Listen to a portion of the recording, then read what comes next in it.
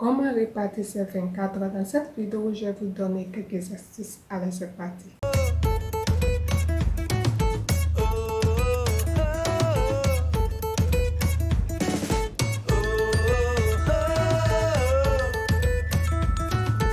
Salut mes stratèges de YouTube, bienvenue sur ma chaîne. Pour ceux qui ne me connaissent pas, je suis Jessie Antoine. Je suis web entrepreneur, j'accompagne les salariés à se positionner sur Internet tout en créant de la richesse, tout en préparant les retraites. Car c'est maintenant de préparer sa retraite. Et il faut reconnaître que chaque pièce de ton salaire compte. Alors, pour cette plateforme, je parle de motivation, je parle de l'entrepreneuriat, je parle aussi des business, sans toutefois oublier aussi l'e-commerce et les dropshipping. Alors, si cette thématique t'intéresse, n'hésitez pas à t'abonner, d'activer la cloche de notification pour être au courant de toutes les vidéos que je vais poster. Alors, on va rentrer dans le vif du sujet. Comment répartir ces 4 heures? C'est très important. Il faut reconnaître que tout ce que je vais mentionner, tout ce que je vais parler, quels que soient les thèmes, on parle sur la majorité, la plupart, désolé, on utilise beaucoup dans les entreprises. Et pourquoi ne pas utiliser, étant donné que tu es salarié? Il faut comprendre comment ça se passe afin que quand tu vas lancer un business ou bien tu vas comprendre le fonctionnement. Alors, avant de parler de la répartition des 24 heures, on doit d'abord définir la gestion du temps. La gestion du temps, c'est la discipline de l'emploi de son temps personnel. C'est très important et il faut savoir gérer ton emploi du temps. C'est très important. Donc, si tu as pu gérer ton emploi du temps, je pense que tu vas bien gérer quand tu seras entrepreneur parce que c'est la base. C'est la base. Ce que vous devez comprendre encore au niveau comprendre au niveau de la gestion du temps, il faut comprendre, pour connaître les objectifs. Alors, au niveau des objectifs, il y a plusieurs objectifs. Voilà, ça dépend de vous. Il faut d'abord appliquer l'arrêt de 2 minutes. Alors, l'application de l'arrêt de 2 minutes, c'est quoi?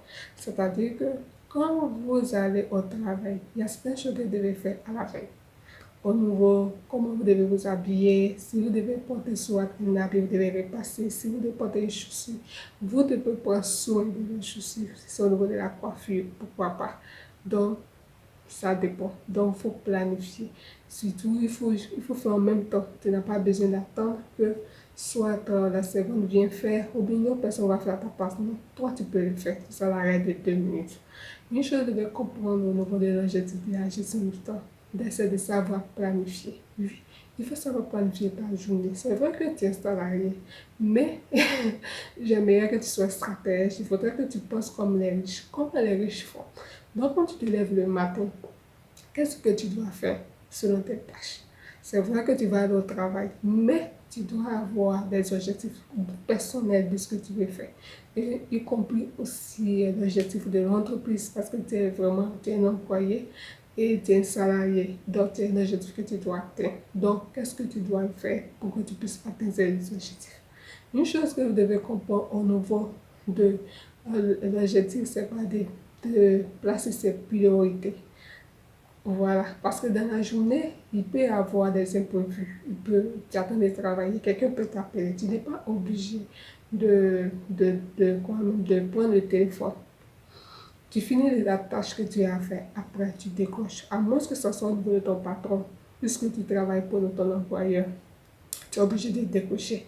Mais il y a certaines choses que tu peux ne pas faire. Tu finis d'abord et après maintenant, tu fais ce qui, je vais dire quoi, s'il y a des imprévus. Voilà, là au moins tu peux gérer ça. Une chose que je veux comprendre aussi, c'est de savoir déléguer. Oui, c'est vrai que vous êtes un salarié.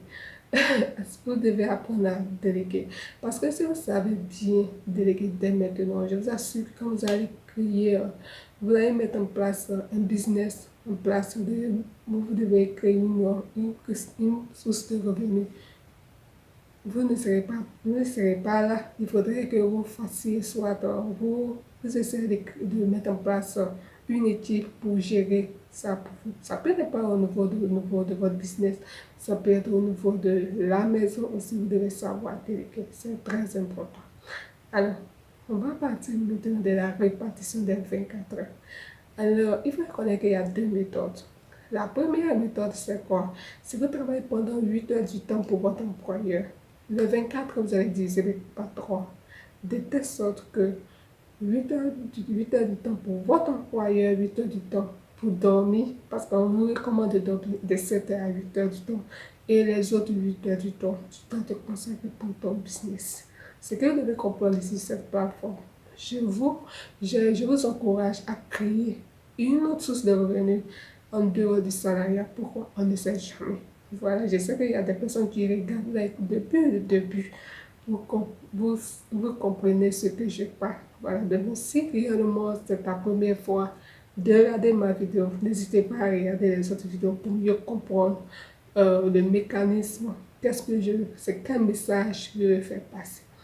Alors, si réellement vous travaillez pendant 10 heures du temps, c'est-à-dire sur les 24 heures, vous travaillez pendant 10 heures du temps. Les 10 heures du temps, c'est pour votre employeur. Il va rester 14 heures. Alors, les 14 heures, ça dépend de toi. Soit tu vas diviser par deux, de telle sorte que tu dors 7 heures du temps, 7 heures du temps pour ton business. Ou bien tu dors pendant 6 heures du temps et tu prends 8 heures du temps pour ton business. Tout dépend de toi. Voilà, chaque personne a son organisme. Alors, je pense que cette vidéo sera bénéfique pour toi, parce que moi, c'est bénéfique pour moi.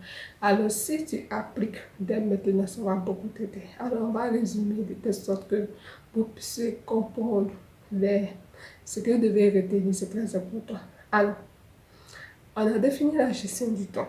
La gestion du temps est l'emploi, est la discipline de l'emploi de ton temps personnel. C'est très important. Au niveau du rôle de la gestion du temps, j'ai parlé de déléguer, j'ai parlé de planifier, déléguer aussi, j'ai parlé de déléguer, planifier, j'ai parlé aussi de placer ses priorités et la règle de 2 minutes. Concernant aussi pour je vais dire quoi, la répartition des 24 heures, il y a deux méthodes. C'est celle que parmi vous, il y a d'autres qui travaillent pendant 8 heures du temps, il y a d'autres qui travaillent pendant 10 heures du temps. Mais c'est à vous de voir. Si vous travaillez pendant 8 heures du temps, vous allez faire les 24 heures divisé par 3 de telle sorte que ça sera équitable. 8 heures pour votre employé, 8 heures pour dormir, 8 heures du temps pour votre business. Et aussi, deuxième méthode, c'est-à-dire 10 heures du temps. Les autres, c'est les 14 heures. Ça dépend de vous, comment vous allez répartir. Mais faites de telle sorte que vous ayez 8 heures du temps ou bien 6 heures du temps pour votre business. C'est très important. Alors, je pense que vous allez appliquer. N'hésitez pas à appliquer, c'est très important. Et si vous avez d'autres suggestions concernant d'autres thématiques, n'hésitez pas à mettre dans les commentaires, à liker, à vous abonner et aussi de partager parce qu'il y a des personnes qui en ont besoin. À la prochaine pour une nouvelle vidéo. Bye.